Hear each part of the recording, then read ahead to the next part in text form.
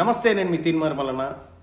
ప్రస్తుతం మనం ఈ సియోని నియోజకవర్గ ఎమ్మెల్యే మీకు ఏదైతే చెప్పినో మున్మున్ రాయ్ ఆయనతో పాటు ఉన్నాము. భారతదేశంలో అత్యంత అరుదుగా ఉండేటువంటి వ్యక్తుల్లో నేతల్లో మున్మున్ రాయ్ ఒకరు. ప్రస్తుతం మనం మధ్యప్రదేశ్ పర్యటనలో రైట్ టు రీకాల్ సిస్టమ్ అలాగే ఈ ఈ మొత్తం వ్యవహారం పైన ఒక శోధన చేస్తాను. అందులో భాగంగా గౌరవ ఎమ్మెల్యే మున్మున్ రాయ్ గారి దగ్గరికి రావడం జరిగింది. ఆయన పాపం చాలా ఆలస్యం జరిగింది, ఎందుకంటే మేము పొద్దున్నే రావాల్సి ఉండే 10 గంటలకు అట్లా, కానీ ఇప్పుడు లేట్ అయిపోయింది. లేట్ అయినా కూడా ఆయన మా కోసం వెయిట్ చేస్తూ ఉన్నాడంటే ఆయన ఓపికకు నిజంగా సలాం చేయాలి. అసలు ఏం చేశాడు ఈయన దగ్గరికి తీన్మార్ మల్లన్న రావాల్సిన అవసరం ఎందుకు ఏర్పడ్డది? కొన్ని వేల కిలోమీటర్లు వచ్చి ఇతన్ని కలుసుకోవాల్సినటువంటి అవసరం ఏం ఏర్పడ్డదంటే, తన మాటలు హిందీలో చెప్తాడు, నేను మీకు తెలుగులో అర్థమయ్యేటట్టు చెప్తాను. ఒక విషయం ఏంటంటే, తను మున్సిపాలిటీలో కౌన్సిలర్గా పోటీ చేసి ఆ తర్వాత మున్సిపల్ చైర్మన్గా పోటీ చేసినటువంటి సమయంలో 5 సంవత్సరాల పదవీ కాలం అది. కానీ 5 సంవత్సరాల పాటు వెయిట్ చేయలే. ప్రతి ఏడాది తన పైన రెఫరెండం విధించుకుంటూ ప్రజలందరినీ ఒకే చోటికి తీసుకొచ్చి, ఒక ఏడాది పరిపాలన కాలం అయిపోయిన తర్వాత ఒకే చోటికి తీసుకొచ్చి ఆ ప్రజల చేత నేను మరో ఏడాది కొనసాగాలా వద్దా అని చెప్పి ప్రజల్ని అభిప్రాయం సేకరించాడు. ఏ ఒక్కరు కూడా వద్దని చెప్పినా అతన్ని వేదికపైకి పిలిచి ఎందుకు వద్దంటున్నావో అతనికి సమాధానం చెప్పకపోతే నేను రాజీనామా చేస్తాను. ఇట్లా కొన్ని వేల మందితో రెఫరెండం నిర్వహించుకున్నటువంటి గ్రేటెస్ట్ పర్సన్. అండ్ ఇంకొక విషయం చెప్పాలంటే, ఒక్కసారే కాదు, వాళ్ళ బ్రదరు, వాళ్ళ మదరు, వీళ్ళు కూడా వాళ్ళపైన రెఫరెండం విధించుకున్నారు. ఇప్పటికి కూడా సిరిఫ్ అక్కడ ప్రభుత్వ సొమ్ముతో సింగిల్ టీ కూడా తాగరు వీళ్ళు, వాళ్ళ సొంత డబ్బులతోని టీ తాగుతారు అటువంటి నాయకులు. ఇప్పుడు ఇది ఎస్టీ రిజర్వ్డ్ కాన్స్టిట్యున్సీ కాబట్టి తను సియోన్లో పోయి సియోన్లో ఇండిపెండెంట్ అభ్యర్థిగా పోటీ చేసిండు. ఇండిపెండెంట్ అభ్యర్థిగా పోటీ చేసి కేవలం ఫస్ట్ టైం 6,000 ఓట్ల తేడాతోని ఓడిపోవడం జరిగింది. ఆ తర్వాత 21,000 ఓట్ల తేడాతోని విజయం సాధించిండు. ప్రస్తుతం ఆయన భారతీయ జనతా పార్టీలో కొనసాగుతూ ఉన్నారు. ఎవరు? మున్మున్ రాయ్ గారు. మున్మున్ రాయ్ గారు ఏం చెప్తారు, ఆయన జర్నీ ఎట్లా సాగింది పొలిటికల్గా, ఇది తెలంగాణ ప్రజలకు ఎంత ఆదర్శవంతంగా ఉండాల్సినటువంటిదో ఒకసారి ఆయన మాటల్లోనే వినే ప్రయత్నం చేద్దాం. సార్ నమస్కారం. नमस्कार चपाती सर, कैसा स्टार्ट हुआ सर अपना जर्नी? देखिए, मेरा ये मानना है, कोई भी जनप्रतिनिधि, पार्षद हो, म्युनिसिपल चेयरमैन हो, चाहे विधायक या सांसद हो, ये वास्तव में जनता के सेवक हैं, जनता के नौकर हैं। लेकिन हम क्या समझते हैं, हम मालिक बन गए, जनता ने हमको वोट दे दिया। एक्चुअल में जनप्रतिनिधि हुआ है जिसको जनता अपना एक नुमाइंदा, एक मुखिया बना के करता है, प्रतिनिधि, कि आपको सरकार से ये काम कराना है, आपको एसडीएम से काम कराना है, उस लेवल से कलेक्टर से काम कराना है, उसके लिए एक प्रतिनिधि नियुक्त करता है। और एक्चुअल में जीतने के बाद जनप्रतिनिधि अपने आप को मालिक या राजा समझने लगता है। तो इस परिभाषा को बदलने के लिए हमारा ये मानना है, जब महात्मा गांधी जी ने काम किया या हमारे शहीदों ने किया, उस समय कोई तनख्वाह नहीं लेते थे, वेतन नहीं लेते थे, और निस्वार्थ राष्ट्र की सेवा करते थे और जनता के लिए काम किया और अपने बलिदान दिया। तो हमारा मानना था कि हम जब बॉर्डर में नहीं जा पाए, मिलिट्री में हम भर्ती होना चाह रहे थे, घर के हालात हमारे नहीं थे, परिवार ने जाने नहीं दिया, तो हम राजनीति में उतरे आए कि कहीं ना कहीं ये भ्रष्ट नेताओं को भी हम कहीं ना कहीं देखना चाह रहे थे कि राजनीति है क्या, ये करते क्या है। तो जब आए तो जिस तरीके से सुना कि भाई ये जीत जाते हैं, 5 साल लौट के नहीं आते, और जीतने के पहले तो इनके पास एक बड़ी सी मोटरसाइकिल थी, आज कार और हवाई जहाज में चल रहे हैं और 50 एकड़ जमीन के मालिक बन गए, तो वह लगा कि नहीं, जनता के साथ ये धोखा है। तो मैं भी वो काम करूं कि हमको जनता ने चुना है, तो मैं अधिकार देता हूं, अगर मैं ईमानदार हूं, ईमानदारी से मैंने आपकी सेवा किया हूं, तो मुझे सिर्फ 1 साल पर्याप्त है, मैं 5 साल नहीं चाहिए। मैं 1 साल में आपका ईमानदारी से काम करूंगा, जो मैंने वादा किया वो पूरे करूंगा। वादा नहीं कर सकता, मैंने भ्रष्टाचार किया हूं, मैंने आपके साथ छलावा किया हूं, मैंने विकास को अवरोध किया हूं, या मेरे रहते मैं उस योग्य नहीं हूं कि मैं आपके यहाँ के क्षेत्र में विकास कर सकता, तो मुझे हटना चाहिए, ना कि उस कुर्सी में चिपक के बैठना चाहिए। तो मैं जब म्युनिसिपल का पहली बार पार्षद बना, पार्षद में मैंने जनता को हिसाब दिया और विकास किया, तो लोगों ने कहा कि यार ये पार्षद में तो अच्छा काम कर रहा है, इसको क्यों ना म्युनिसिपल का प्रेसिडेंट बनाया जाए।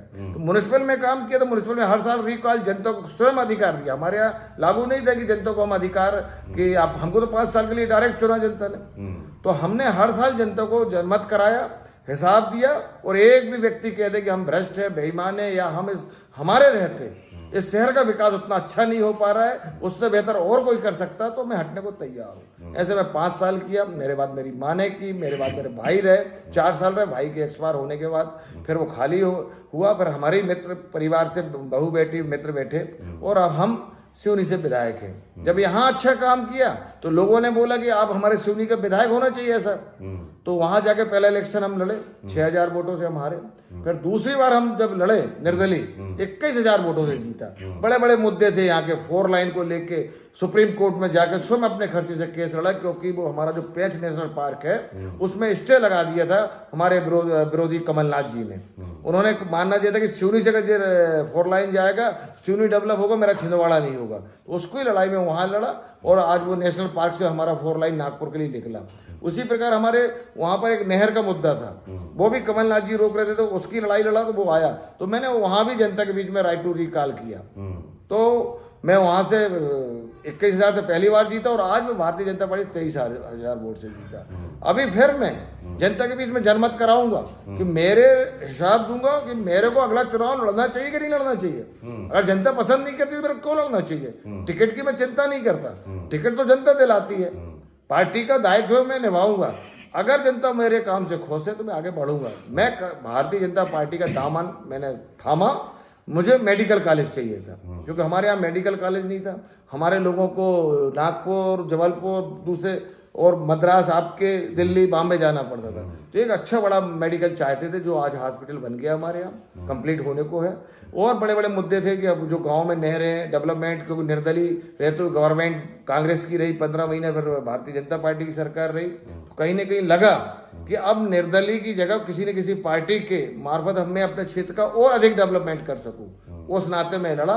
पार्टी का कोई फंडा नहीं है कि आप राइट टू रिकॉल करें, लेकिन मेरी इच्छा है कि हम जनता के नौकर हैं, ना कि मालिक हैं। अगर हम वास्तव में नौकर हैं, मालिक जो आदेश करे वो हमको करना चाहिए, ना कि हमको मालिक बन के उस कुर्सी में चिपकना चाहिए। आप मालिक नहीं है? बिल्कुल नहीं, हम जनता के सेवक हैं, नौकर हैं। जनप्रतिनिधि वास्तव में नौकर है, सेवक है। भाई आप पे अगर कमाने के लिए बैठे तो फिर आपको बिजनेस करना चाहिए, नौकरी करना चाहिए, ना कि आपको नेतागिरी करनी चाहिए। नेतागिरी में तो वही व्यक्ति आए जो बॉर्डर में जाके गोली खा सकता हो, और या राजनीति में वही व्यक्ति आए जो ईमानदारी से काम करने। जनता ऐसे नेताओं को तो मार देना चाहिए, हटा देना चाहिए। तो पब्लिक को क्या बोलते सब, ये वोट के लिए नोट लेते पब्लिक, कई लोग? नहीं, वो भी गलत है। देखिए, अगर जनता नोट ले रही, सबसे पहले तो वो जनता ही भ्रष्ट हो गई। आप बेईमान हो तो आपका नेता तो 100% बेईमान। पहले ही दिन आपको पैसे दे रहा है और आप ले रहे हो, तो वो तो बेईमान है। चुनाव लड़ने वाला जीत जो वहां पद लेने के लिए आया, वो तो बहुत भ्रष्ट बेईमान है। तो आप कौन ईमानदार बचे? तो फिर तो आप जैसे लोगों को ऐसे नेता ठग नहीं चाहिए। आपके साथ बेईमानी कर रहा तो फिर कोई गलत नहीं कर रहा वो, क्योंकि आपने पैसा खाया है, वोट की कीमत दिया है, तो 5 साल आप अब उसकी गुलामी दिखाओ। और आपको नौकर चाहिए तो पैसा किस बात का? ईमानदार आदमी को जिताओ और विकास कर सके और सक्षम होना चाहिए, किंतु परंतु नहीं होना चाहिए। हमको जनता ने जिता दिया, सरकार हमारी है या नहीं है, हमारी इस नेता से पड़ती है नहीं पड़ती, इस अधिकारी से नहीं पड़ती, कलेक्टर हो चाहे एसपी हो चाहे कोई अधिकारी, जनता को कोई लेना देना नहीं। हम जीत के आए, अब हमारी जवाबदारी है कि हम अधिकारियों से अच्छे तालमेल मिलाएं, सरकार से हमारे अच्छे व्यवहार हो, चाहे हम उस सक्षमता से उस क्षेत्र का विकास करें। उसके लिए जनता दोषी नहीं, हम दोषी हैं अगर हमने जनता से वोट लेके। अपोजिशन वोटर्स भी आप? बिल्कुल। मेरे को तो सभी दोनों पार्टी की वोटें मुझे मिली, कांग्रेस, बीजेपी, अन्य निर्दलीय, हमारे यहाँ गोंडवाना, सब वोटों से जीता। अभी मैं भारतीय जनता पार्टी से लड़ा, तब भी मैं अधिक वोटों से जीता, और आने वाले समय में दावा है कि आने वाले समय में इससे अधिक वोटों से जीतूंगा। सर, ये लोकल बॉडीज में अभी तक मध्य प्रदेश में right to recall system implement किया आप? जी, हमारे यहाँ मध्य प्रदेश में राइट टू रिकॉल का अधिकार है। परिषद अभी अगर उसमें से 63% करीब अगर पार्षद उसमें अध्यक्ष के खिलाफ में आवेदन एप्लीकेशन लगाते गवर्नमेंट को या फिर आपके कलेक्टर को, तो वो उसके लिए एक दिन निश्चित करेंगे, उसमें वोटिंग कराएंगे और वोटिंग अगर उसके खिलाफ जाती है तो उसको हटा देंगे। इसके पूर्व जस्ट इसी के जो इलेक्शन अभी हुआ 6 माह में, इसके पहले डायरेक्ट जनता को अधिकार था कि वो जनता उसको भरी कुर्सी और खाली कुर्सी का होता था। उसमें अगर परिषद ने हटा दिया आपको, उसके बाद भी जनता के बीच में उसको जाना पड़ेगा भरी और खाली, और जनता ने अगर उसके पक्ष में वोट किया 50% से ऊपर तो वो रहेगा, और उससे नीचे माइनस आया तो उसको कुर्सी छोड़नी होगी और फिर इलेक्शन पब्लिक से होगा। सर क्या बोलते हैं सर, ये इसको ये अच्छी तरीका है या नहीं? बहुत अच्छा तरीका है, राइट टू रिकॉल होना चाहिए। नेता वही बने जो जनता की सेवा करने के उद्देश्य से लड़ रहा है, ना कि अपना घर भरने के लिए चुनाव लड़ना चाहिए। अभी आप जैसा कितना लोग कर रहे हैं सर ऐसा?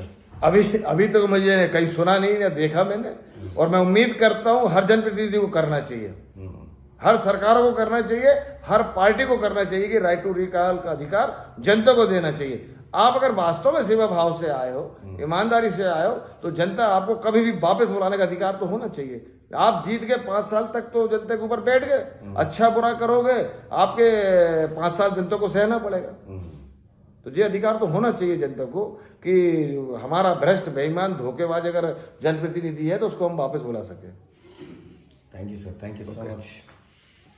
क्या बोलते हैं, चप्पड़ चप्पड़ बोलते हैं नमस्ते को। ఎస్ చూసిరా ప్రజలారా, ప్రజలకి రీకాల్ చేసేటువంటి హక్కు ఉండాలి అని ఒక ఎమ్మెల్యేగా తను చెప్తున్నటువంటి మాట. ఆ హక్కు ఒక ఎమ్మెల్యే పైన విధించుకునేటువంటి రీకాల్ చేసేటువంటి హక్కు ఇక్కడ లేనప్పటికీ స్థానిక సంస్థల్లో ఆ హక్కును వినియోగించుకునేటువంటి అవకాశం మాత్రం ప్రజలకు ఉంది. కానీ స్వతహాగా తానే ఎమ్మెల్యే అయి ఉండి ప్రతి ఏడాది ప్రజల్ని పిలిపించుకొని నేను మరొక ఏడాది కొనసాగాల వద్దా అనేటువంటి రెఫరెండాన్ని విధించుకుంటున్నాడంటే నాకు తెలిసి మొత్తం టోటల్ భారతదేశంలోనే సింగిల్ పర్సన్ మున్మున్ రాయ్. ఎందుకంటే తను చెప్తున్నటువంటి మాట ఇక్కడ నేను చాలా మంది ప్రజలతో కూడా మాట్లాడినా, సాబ్నే జో బోలా ఓ సహీ హై బస్ रिपीट बिल्कुल सही है, साहब ने बोला जो 1000%। एक भी हाथ उठा देगा पर छोड़ देंगे, ये गार्ड సో చూసారు కదా, నేను ఇక్కడ ఉన్నటువంటి కొంతమంది ప్రజలతో కూడా సార్ చెప్పింది నిజమేనా అని చెప్పి మాట్లాడితే 100% కరెక్టు. నాకు ఈ ఎమ్మెల్యే గారికి వ్యతిరేకంగా ఒక్కరు చేయలేబట్టినా పదవికి రాజీనామా చేయడానికి సిద్ధపడేటువంటి ఎమ్మెల్యేలు ఎక్కడన్నా ఉన్నారా? సో ఇది తెలంగాణ రాష్ట్రంలో రావాల్సినటువంటి ఒక స్వచ్ఛమైన రాజకీయం, ఒక మంచి రాజకీయం, రావాల్సినటువంటి రాజకీయం. అది ఏంది? దినేష్ ముందు. Okay right. ప్రజలారా, ఇది తెలంగాణ రాజ్యంలో రావాలి. తీన్మార్ మల్లన్న కానీ 7200 మూమెంట్ కానీ మేము కోరుకుంటుంది ఇదే. ఇంత స్వచ్ఛమైన పాలిటిక్స్ వస్తే ప్రజలకు సేవకుడుగా ఏం చెప్పిండు ఆయన ఏం చెప్పిండు, నేను ఓనర్ను కాదు, ఐఎమ్ నాట్ ఓనర్, నేను కేవలం సేవకుణ్ణి మాత్రమే. ప్రజలకి గెలిచి అధికారంలోకి వచ్చిన తర్వాత వాళ్ళకు ఏదో వీళ్ళు రాజు అయిపోయినట్టుగా వ్యవహరిస్తూ ఉంటారు, అది తప్పు అనేటువంటి మాట మున్మున్ రాయ్ గారు చెప్తున్నటువంటి మాట. సో ఇంత గొప్ప లీడర్ను కలిసినందుకు, ఒక 1000 కిలోమీటర్లకు పైగా ప్రయాణించి తనని కలవడానికి వచ్చిన ఇటువంటి రేరెస్ట్ పర్సన్ని రేరెస్ట్ పొలిటీషియన్ని కలుసుకోవడం నిజంగా నాకు కూడా చాలా సంతోషంగా ఉంది. సేమ్ इसी तरीका राजनीति कार्रवाई उधर भी తెలుగు में बोलना है. ఈ తరీకా రాజనీతి, ఈ తరీకా రాజకీయాలు మన దగ్గర రావాల్సినటువంటి అవసరం ఎంతైనా ఉంది. సో ప్రజల ఖచ్చితంగా ఇది తేవడం కోసమే నా ప్రయాణం అంతా కొనసాగుతూ ఉంది. దానికోసమే ఇక్కడికి రావడం జరిగింది. ఈ రైట్ టు రీకాల్ ఏంది, రెఫరెండం ఏంది అనేది ఇంకా వచ్చిన తర్వాత పూర్తిగా వివరిస్తా. చూస్తూనే ఉండండి క్యూ న్యూస్. నేను మీ తీన్మార్.